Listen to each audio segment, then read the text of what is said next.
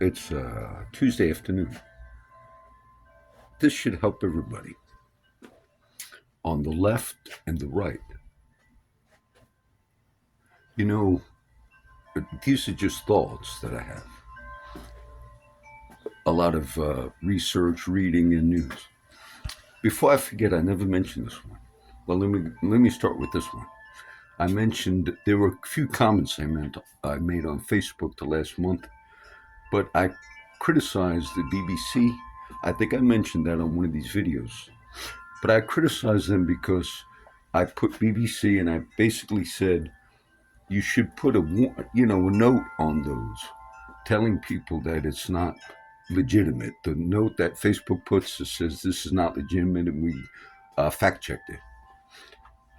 And it was because of a news story that I knew that they had a certain way that they're going to view things. They're going to follow a certain narrative.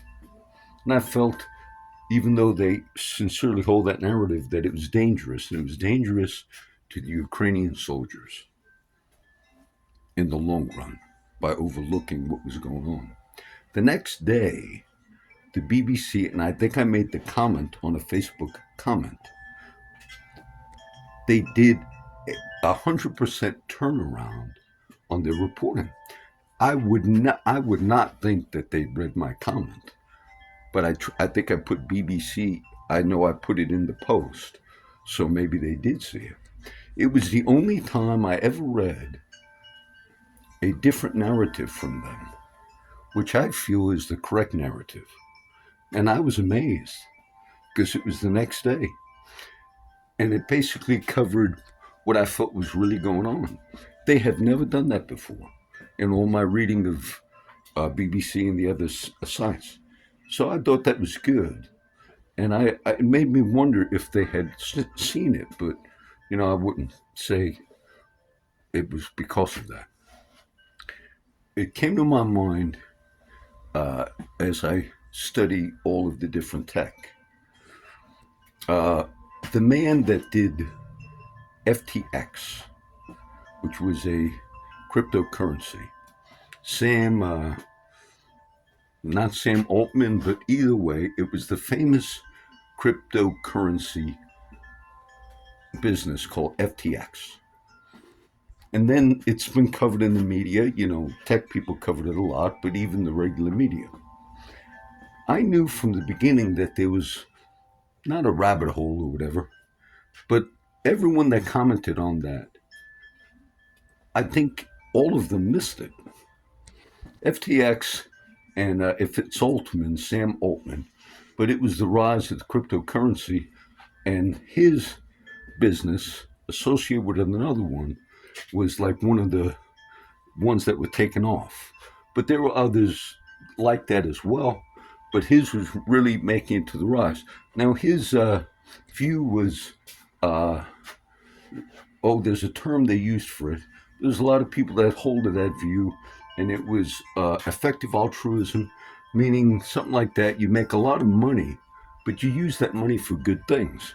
Now, I think that's good in the sense that if people are saying, let's make money to change the world for the better, I don't criticize that at all. But what people could, and then the fall of FTX, it's quite not real complicated, but it's a longer story. There's certain things that had to do with it. But when it finally did crash, and Sam, this person was, a contributor, he said to both political parties, but most people thought he was primarily contributing to the Democratic Party, and that some in the media thought they were going easy on him when it was a bigger fall than Enron. And they said, well, they're taking it easy on him because he's associated more with the left than the right. Either way, I would not know. But this is the part I think every analyst missed. The rise of Bitcoin, I covered the initial one, which was called the Silk Road. And I covered his case, and I have made some comments on Facebook. I keep forgetting his name, but he's in prison today, and he was from Austin. But in the earlier days, you had various people that were very excited about Bitcoin, not because it's cryptocurrency per se, but they were excited about it because it took power away from the way central banking works worldwide. The central banking system in different parts of the world have tremendous control over people. If you're not aware of it, that's how it works. And if cryptocurrency caught on, Bitcoin and all these, it would take power away. It would put a lot of power into the hands of the individual. And the one that did Silk Road, who is in prison today, but I have advocated, Ross Ulrich. Ross Ulrich or Ross Ulbricht. But if you look for Silk Road, a documentary and movies and stuff, you'll see his story. And I have advocated, and I'll say it now, if I doubt any politicians see this, but if Mr. Biden wants to, well, he's not running, but if Kamala Harris wants to improve her chances, pardon him. Pardon Ross Ulbricht from Silk Road. Give him a pardon. It will not hurt you in any way with your base, if Kamala Harris, but it could help you tremendously because a lot of people are advocating for his release. And Donald Trump has publicly stated that he will pardon him if he gets into office. And so I'm not here to advocate for either one of them. I'm here to advocate for Ross to be pardoned, which was the Silk Road case. But here's the part I think everybody missed. If cryptocurrency, whatever one it is, does take hold and take off, it certainly challenges the establishment. It certainly challenges central banking worldwide. And people could not figure out in the same FTX case why it went, and people knew it was going off the rails. There were a lot of, if you watch the documentaries on it, meaning people knew, wait a minute, there's stuff going wrong, and kind of reporting it. And the government, our government, seemed to not want to do anything about it. I think there's a catch there. I think people that are in the know, behind the scenes, realized they can't let this cryptocurrency go, take off like it's going. Because if they do lose tremendous power. And maybe when there was indications that FTX was going that way, instead of stopping it early, they thought we need to have a sacrificial lamb and have a huge scandal and let it go forth and let it be a scandal and let a lot of people lose a lot of money. And then we that are against Bitcoin, establishment and banking systems, we don't have to really fight them. The scandal will scare the public away. I always felt like that was a possibility. And I never heard anybody state that. And I'm stating it because I think that's a possibility. Because people that are in charge, they don't want power in the hands of average people. Now, why would that come up like this? I have not commented much, and these are just comment update videos. I used to, when I visited my mom before she passed away, it was sad because she watched a lot of Joe Scarborough on MSNBC, and I'm familiar with all sides. But when I would go see her, and she'd have that on all the time, it was almost driving her to the point of insanity. Now, if you're a critic of the left or the right, I'm basically I consider myself an independent. I hold views on all sides of the aisle. If you're a critic of left or right, and the way it influenced my mom, meaning to watch day and night, 24/7, the constant, just one person being demonized. You say, but John, the right demonized the left demonized the right. I'm just going to give you the example of my mom.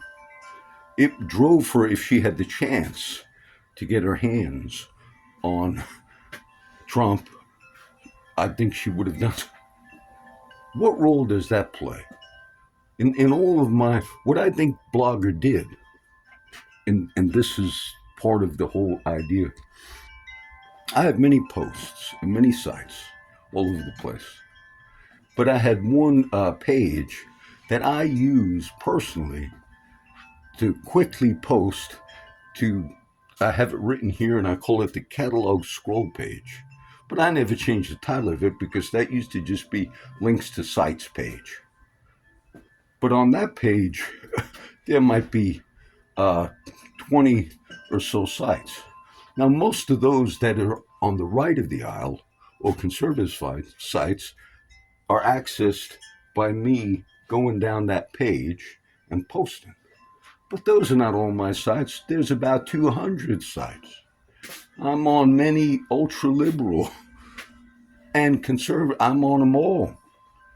But what happened one day is when I was getting ready to post, in order to post effectively, I go to that page, which was called News Sites. But it wasn't really News Sites.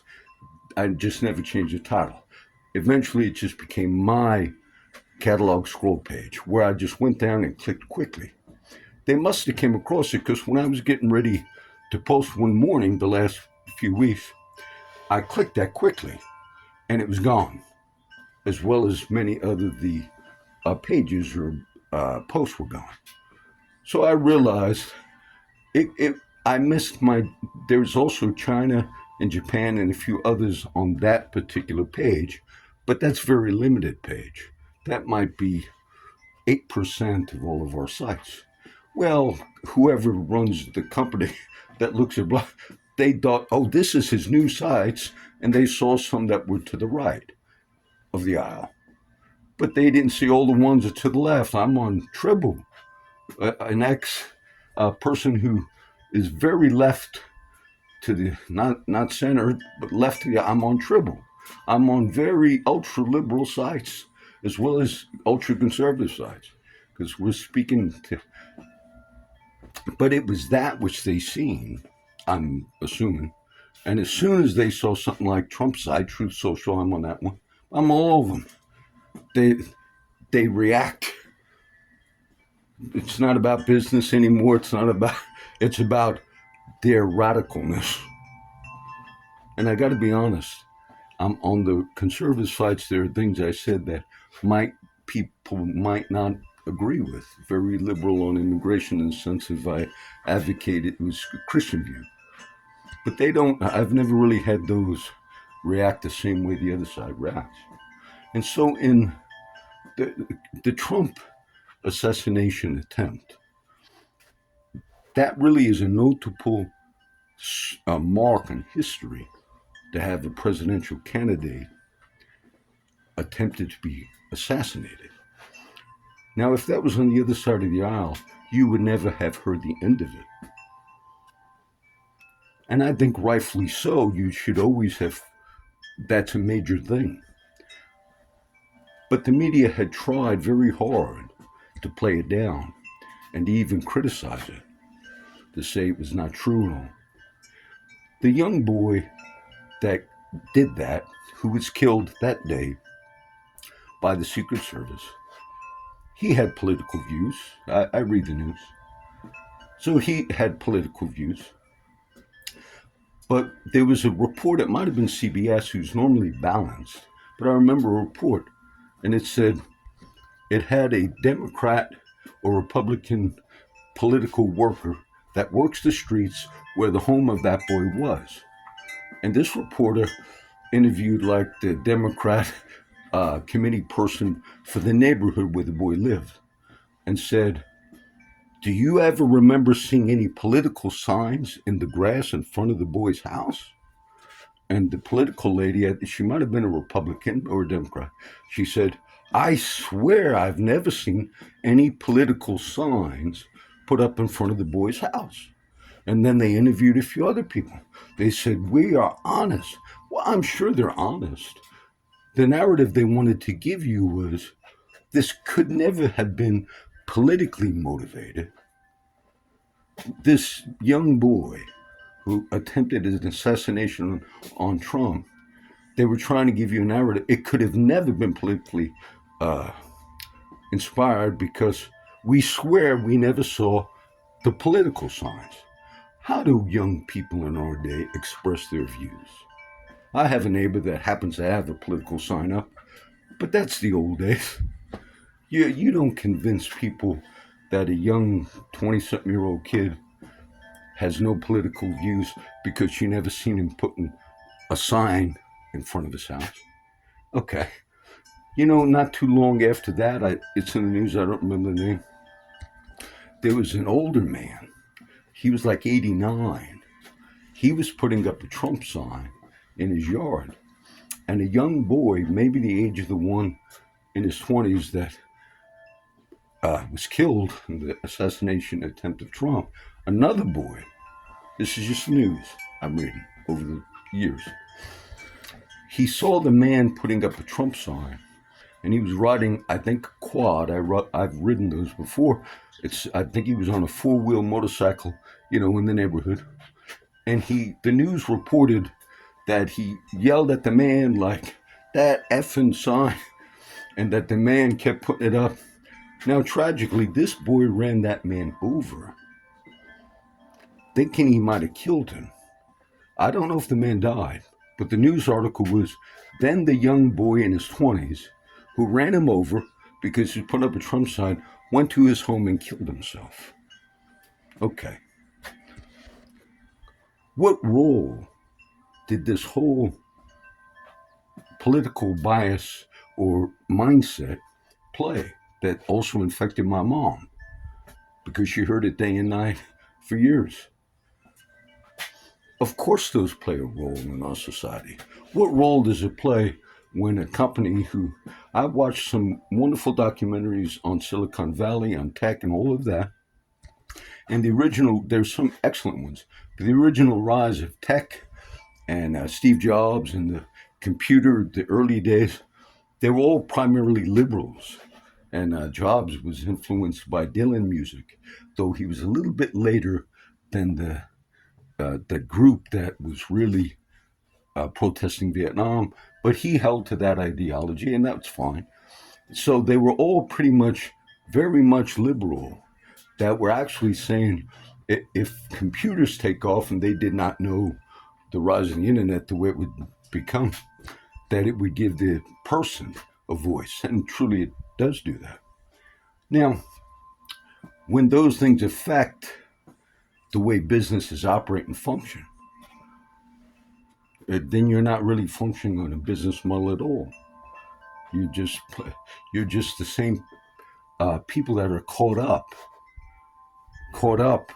You see something that might be a conservative side, and then you have that reaction. I believe that it's sad that this, which has taken place primarily through narrative that people pick up through media, has affected many people. The death of that kid, and both of them that I spoke about, is tragic. It's tragic. And maybe the bigger figures that feel like, whether it's a Robert De Niro that goes and says F you to Trump, and he's protesting in the street in front of the courthouse in New York City. I've been right there. Restaurant. You could do so much good in society and maybe take a little more risks than just being safe in your neighborhood on the street. You could do things to change the world. You can go in the foreign field. So you know what? There's a lot of things, kids, children, things that people that need help. And I'm investing all my time. Now, I'm not saying this is exclusive to the liberal mindset. Conservatives will also at times see, well, this person is the one that's the bad one, and all their energy and efforts are focused in life on, well, he's the bad one. And you're accomplishing nothing with that. You might want to inform people. It could take a 1-hour video to explain the basic conservative view of things. That doesn't change. And maybe a 1-hour video to explain the basic liberal view of things. I've covered Karl Marx in the past in my teachings. And then that would inform people, these are the, opposing mindsets, the way they operate, the way they function. And then that could be it. You could say, now you want to learn more about that. But for that to be the main thing, all day, every day, nonstop, this is this view, this is this view, that accomplishes zero. That accomplishes nothing. These are the things that, when much of what I've been dealing with, these are the things that are affecting society in ways that cause a lot of headaches. Not just for me, but for a lot of people. I would assume those families, the two boys who died, one shot because he was attempting to assassinate Trump. The other boy who ran over an 89-year-old man, it might have been Pennsylvania or something, and then went home and killed himself. So when you hear, I remember many years ago, I have not watched Joe Scarborough in a while, but I remember many years ago, I heard him say, this is when Trump was still president, but I heard him say, that's it. I'm not going to speak any more about it. And then he's, that if you turn him on now, that's it. That's his whole life. It's just consumed by that. I'm sure it is. Well, I still believe that the way YouTube operates, Google and Blogger, I know their mindsets, and I still believe that they, in essence, are a criminal organization. How they still are manipulating things to try to sway the focus of society. How they would prefer certain narratives to exist. They lied to me when they banned the blogs. They said, oh, spam, you're posting too much. Well, that wasn't it. I wanted to mention that because it fits in with a lot that we're dealing with in the time that we're in. Many people, I've covered a lot of some of the history. I told a friend of mine that Putin has more of the view of the old-fashioned view, Russian Orthodox Church, and studied up over the years on philosophy and thinkers. And then you had a more liberal view, of course, by Mr. Zelensky and a younger kind of generation. That's why Belarus and different sides that see themselves as more conservative would hold more to say, we don't want the influence of the Western nations, the West, NATO, and the US, to influence us too much. Because look at the things that are taking place. Many years ago, when Mr. Obama was president, I remember he visited Africa, as well as many leaders, presidents do. But one of the presidents of one of the states, countries in Africa, Africa's continent, I remember he made a statement because they were trying to push the narrative about certain things. And he said, we welcome Mr. Obama, but don't try to force your views on us. Now, there are a lot of Christians in Africa, by the way. And he was talking about some of the more other side of the aisle views that contradicted their moral understanding of God and of life. And in essence, part of that played a role in what's going on now.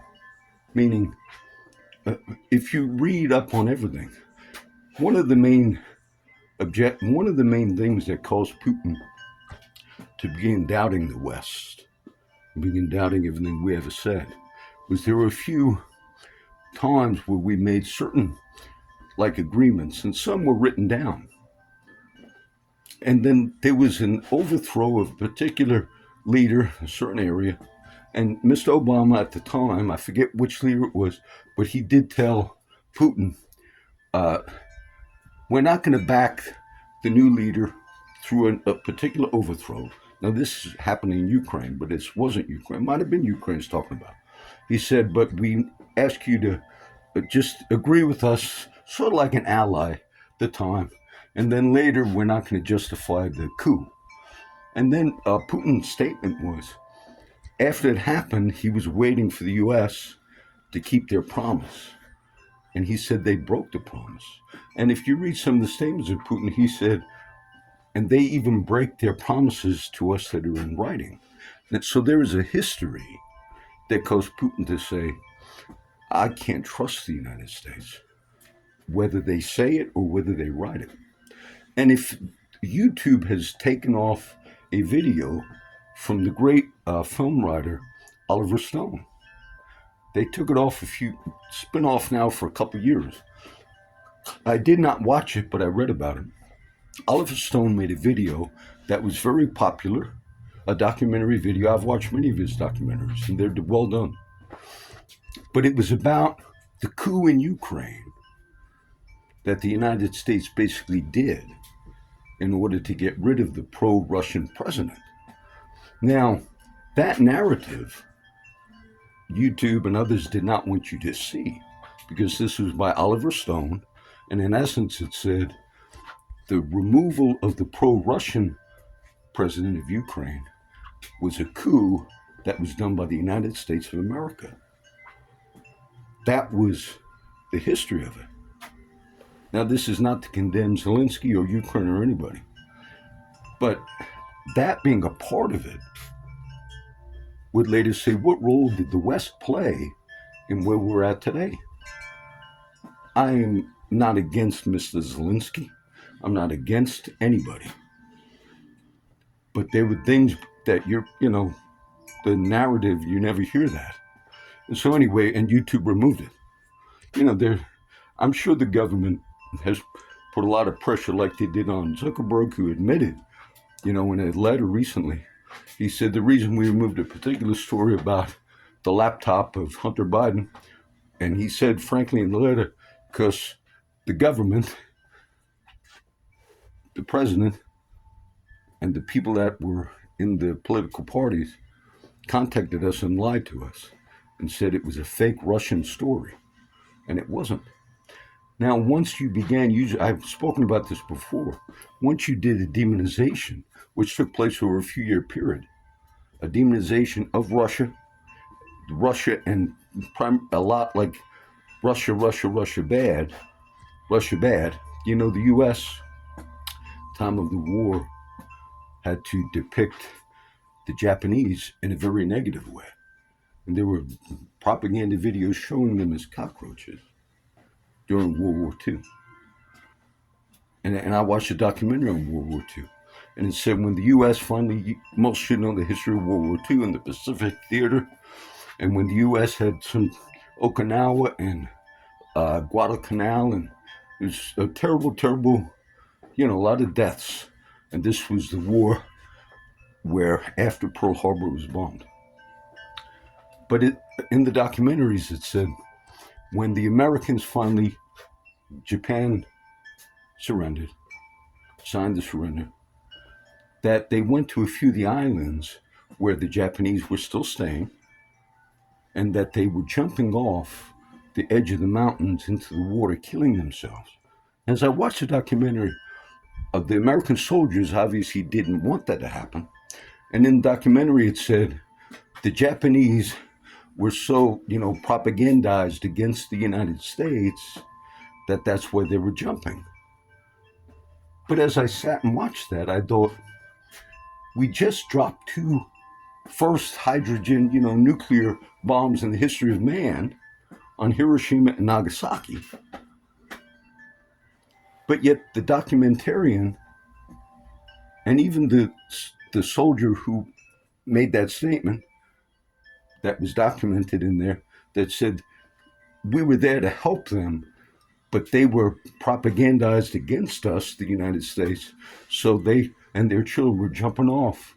And in the documentary, it said the soldiers, American soldiers, were rightfully saying, no, don't jump. They were trying to prevent them. But they said they were misled about who the West was. And I thought, but we just bombed Hiroshima and Nagasaki. They didn't need propaganda. They experienced it.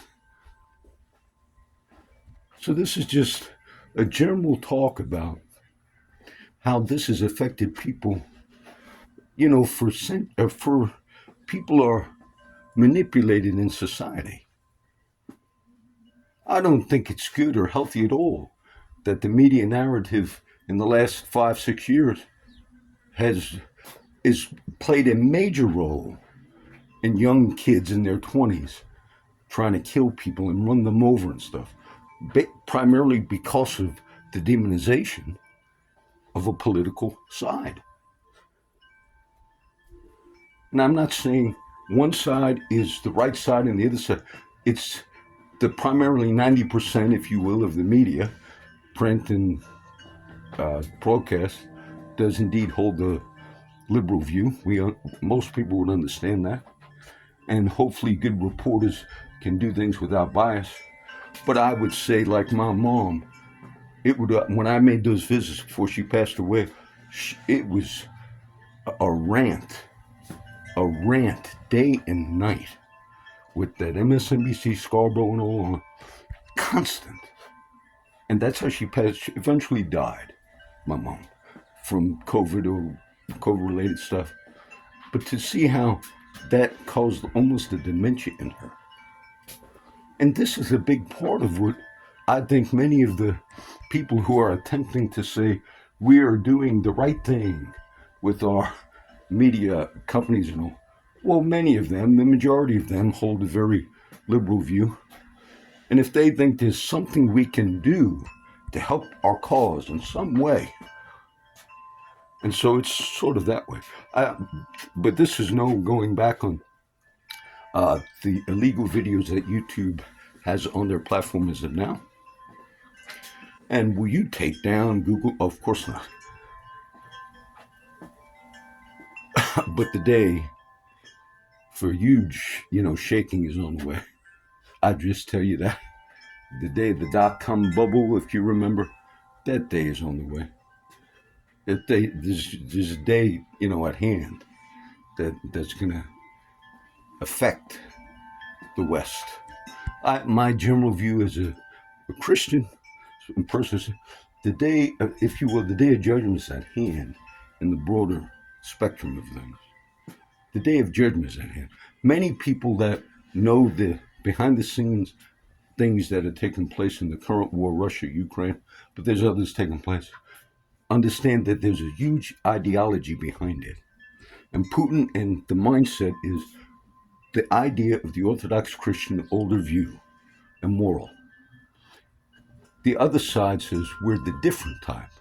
We're more aligned with the Western view. But many people in the world do not embrace the Western view. And the global South, for the most part, has not really embraced.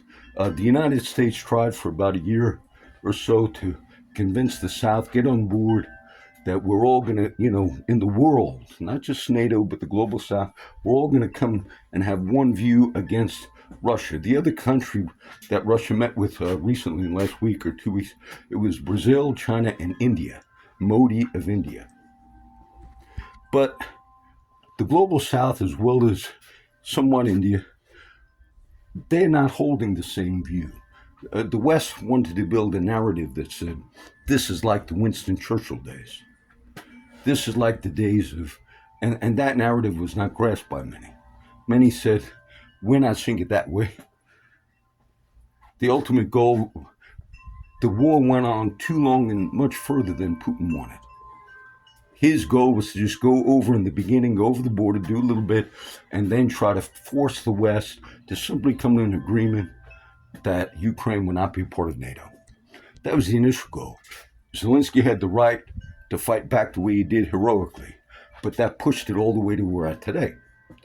So I'm not blaming anyone. I'm just simply saying that's where we're at. Putin does not want, and you see some in the narrative that say he's going to go next, Poland or whatever, Germany, like Hitler. No, it has nothing to do with that. This has gone further than he wanted. They don't want to take, just as I make the video, the recent news is Kiev just hit a lot of drones in Moscow and some civilians were killed, but they hit apartments and all. They're very desperate. And when countries are desperate like that, that's where the danger lies, that it could go to a nuclear thing. Okay, so, oh, I think I went too long. I'm going to review. I do pray a blessing on everybody. I started a couple of the sites. I had to restore some old sites. You say, why so many? This is a system I have, and it's not that I have to have so many, but I have to have some that are reliable. And when Blogger removed the page that I relied on, which was my own sharing page, not all my new sites, because some person with ideology saw that and saw 2 or 3 conservative sites, but they didn't see the other 200 that are not on that page. And they reacted, which will lead to the downfall of Google, for they will go bankrupt. You know that. YouTube will shut. Google's going to go bankrupt. Their case against the government, they just lost a government case. Now the U.S. government has to decide whether to break up Google search or to do something else. We call for the breaking up of Google search, to break it into 3. Well, that will destroy it. Well, Google, do the right thing. You got to break up Google search. And there'll be a complete, that, for those of you who believe in the word, I'm predicting that the stock of Google is going to completely, totally crash. Whatever the name of the stock is, ABC or whatever it is, will completely crash, and it will totally be a huge, huge, tremendous loss. I'm not saying I would have great joy. It'll be a minimum amount of joy I'll have on that day to rejoice. Okay, so I want to bless everybody. I hope you saw the more important things we spoke about here.